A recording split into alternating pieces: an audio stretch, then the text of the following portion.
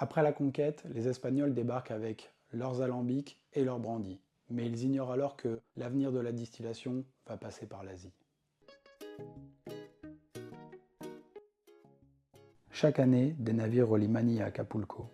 À leur bord, beaucoup de Philippins, mal nourris, mal payés, enrôlés de force. On estime qu'ils sont plus de 75 000 à déserter leur poste et à atterrir sur les côtes du Pacifique. Avec eux, ils amènent la culture du cocotier, font fermenter sa sève, produisant un vino de coco.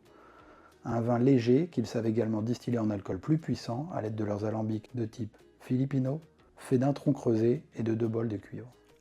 Il est fort probable qu'ils transmettent leurs connaissances aux populations locales et influencent fortement la distillation des premiers agaves cuits qu'on va appeler vino de mezcal.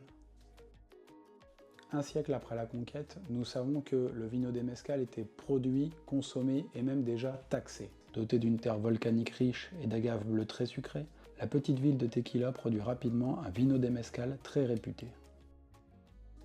Un décret royal interdit la récolte de sève de cocotier, les autorités coloniales font abattre les arbres et mettent fin à la production de vino de coco. Le vino de mezcal continue d'être produit, même si les autorités tentent de freiner sa production et sa consommation.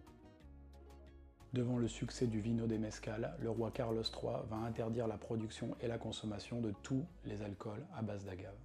Ces boissons corruptrices, nuisibles à la santé, à la moralité des autochtones, les poussent à l'ivrognerie populaire et aux rites indigènes. La production de vino de mezcal va continuer clandestinement, dans des zones plus reculées, rurales, dans les montagnes, avec des moyens extrêmement rudimentaires. Heureusement, on ne peut stopper la soif d'un peuple. L'interdiction est levée, les alcools seront taxés, leur fabrication encadrée. On accorde d'ailleurs la première licence de production et de vente de vino de mezcal à Tequila à un certain José Cuervo. La région de Jalisco va se moderniser et vivre au rythme d'une nouvelle boisson qu'on appelle tout simplement tequila.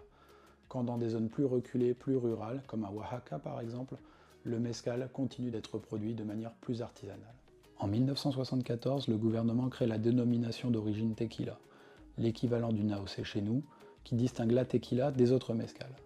20 ans plus tard, en 1994, c'est le mezcal qui obtiendra la sienne, axé sur des méthodes de production plus rustiques, plus artisanales. Voilà qui clôture cet épisode. Vous l'avez compris, tequila et mezcal ont un passé commun, mais sont désormais deux produits bien distincts. Dans l'épisode suivant, cap sur l'essor de la tequila et sa production. On viendra ensuite aux dégustations et on fera les mezcals dans un deuxième temps. A très bientôt pour la suite de Mexican Trip.